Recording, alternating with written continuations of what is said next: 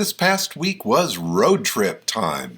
I loaded up my sweet mother in the Porsche Boxster.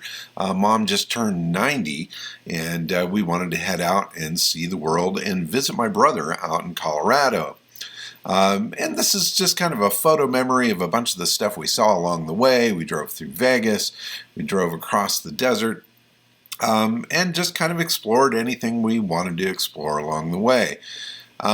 And it was a fun road trip for both of us. My mom has been tucked away in the house for the COVID period. She's been slowing down a little bit, but is doing well and is excited about seeing the eldest and this home that he's creating. We spent the night in one spot along the way, broke it up into a 2-day trip, got back on the road again, and saw the sights that there were to see. Once we got up into Colorado, it was fantastic to see the scenery there, and we could not have picked a better day or a better car to drive with the top down to see this amazing landscape. Just fantastic stuff. If you've never been through Colorado, this is a great time of the year to do it. We were in Telluride, where we saw this Porsche 914-6 out there playing on a nice day. This is in Delta, Colorado, where there is a cool vintage car dealership. This is his overflow lot with some rusty relics. I just had to do a little drive by there. Now, my brother has located himself in a place called Paonia, Colorado, and he's building his house on a hill with an insane view. And we got up there to see the basic structure of it. It's being built underneath a Quonset hut roof, and he's got everything framed up there as far as the layout of the house. Obviously a long way to go before this is really a livable space. So we stayed at a bed and breakfast in town, which is a really quaint little place, perfect for my mom and I. Beautiful garden out back, great breakfast in the morning, just really dialed in as far as decor and the home itself, and the host was absolutely amazing. So the next morning we went on down the stairs and got in the Boxster and drove back up to see my brother and spend the day there. I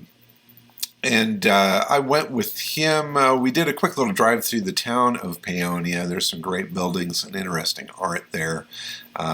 Definitely a cool, quirky town. But back to the house here, my brother was working on extending the chimney, and then he and I loaded up in the truck to go to the closest Home Depot to get a load of wood and some other stuff. Here's a good family photo of all of us there together. My brother Royce, his wife Nita. Nita and my mom sat while we went to Home Depot, saw that crazy brodozer out there in the yard, and then we had a bit of a party with some friends and neighbors, posed for some crazy photos in the structure of the house, had a nice night, and then back to the bed and breakfast. And the breakfast, by the way, was absolutely incredible.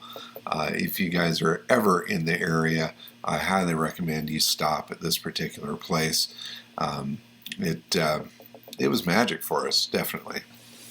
In any case, kind of going on here about the place. It's called A Simpler Time.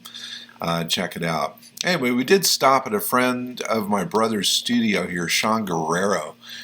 He is an artist, does assemblage art of the most fantastical thing ever. This is a time machine that he put together. This piece here, the fish, is really spectacular. He does a lot of found object stuff.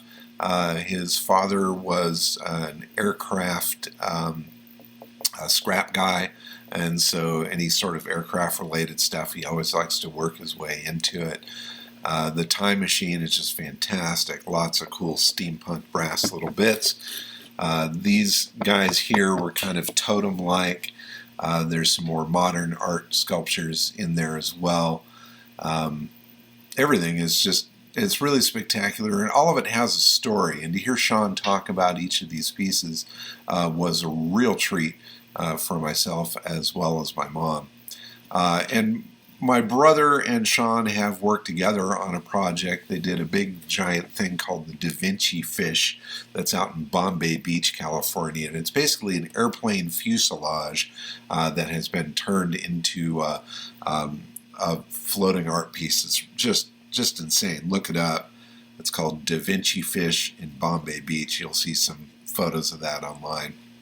Anyway, absolutely enjoyed all the cool stuff that Sean has been doing, and to spend some time with him and hear his inspiration and hear a little bit of how he makes these crazy pieces. He was getting ready to load up for an event up in Telluride for the weekend, so we snuck out of there as soon as somebody else came in, and then we worked our way back up to visit my brother and to help a bit some more with the building of the house. There's Sean with his art. Anyway, there's the Porsche out front. We came across a beautiful dog. Here's my brother's Mercedes in the garage. It's a 190 SL that belonged to my father. It's been in the family for a long time. In any case, Royce and I worked on getting the platform up, or the deck up, on the loft area. And this was the first opportunity for him to stand up there and see what the view is going to be like out across the valley, and to measure the roof, figure out height. And this is going to be kind of his little man cave hangout spot. He'll put his desk up there. This is down below the main structure. It's another area that they're going to work out. They're going to build a bottle room. In any case, the next morning, my brother came over to the bed and breakfast. We had a great little breakfast, and then we worked our way out to view the cars coming in from the Colorado Grand Vintage Car Rally. Now, they were rolling into the next town over from Paonia, and my brother Royce was aware of when they were coming. So we got there before they all arrived and then watched them roll in. And it was absolute frickin' magic. The cars that came in here were beyond spectacular. I mean, take a look at this Ferrari Testarossa. I mean, these are real deal cars out here. This is multi-millions of dollars of cars that are driving 1,000 miles through the hills of Colorado on this rally. So look up Colorado Grand if you're not familiar with that event. It's really something to see, and I was so thrilled that we were able to get a chance to see all of these cars up close. Another really fun thing about this meeting was I had realized that the Mercedes Classic Center was one of the sponsors of the event this year, and in fact the head of the Mercedes Classic Center was participating in the rally and driving a 300 SL Mercedes. So I kept my eyes open for him, and I found him, and I started up the conversation about the crazy Mercedes 320 that I have found. And he has actually been following it on Instagram with the photos that I've been posted. That's the Mercedes he was driving there, I believe. In any case, I gave him some information on the car. He's going to research it for me, get back to me with whatever is in the Mercedes archives. But in any case, back to the cars and the people that were a part of this rally. It was really awesome, not only to see these cars up close, but to talk to the drivers, a few people tinkering with their cars at the stop here and there. It was a short stop for these folks during the day because they had a long run to go ahead. So everybody kind of made their quick pit stop, grabbed a cup of coffee and a donut, and then got back out there on the road. Aston Martins, Porsches, there's an AC, here's another early Healy. The Aston Martins are fantastic. The C-Type Jag, my absolute favorite car of all time. Love that.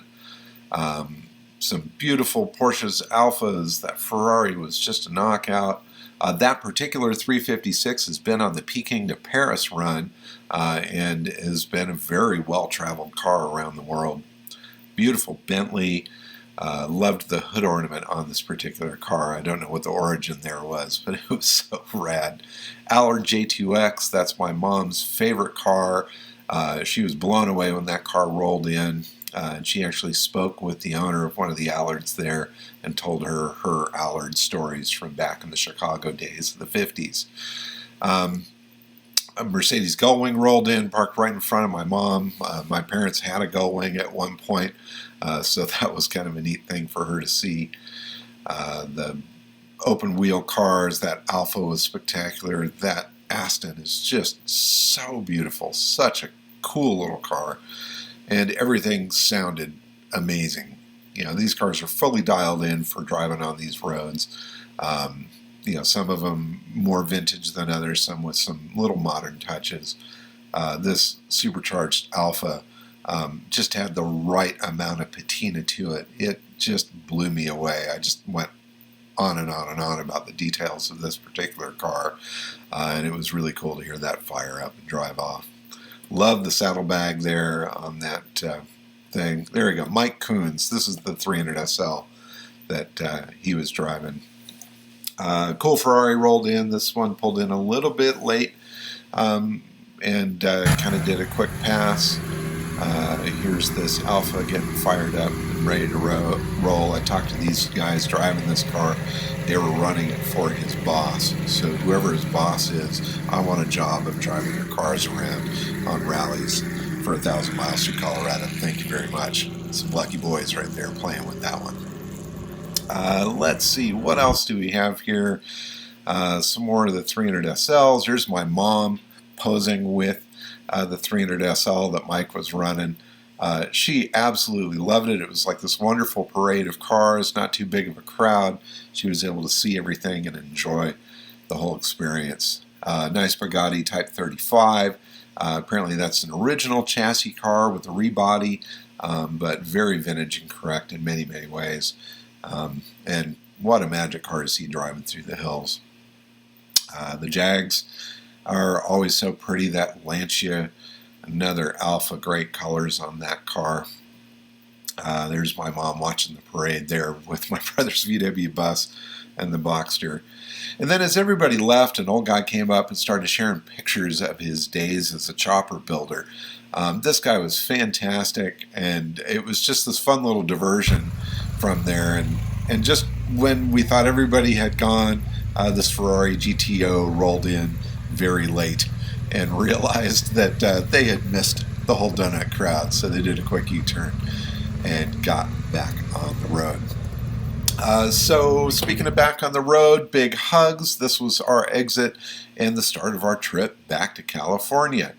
We drove up through the mountains of Colorado, went to an amazing place called Ouray, Colorado, or Ouray, I guess it is.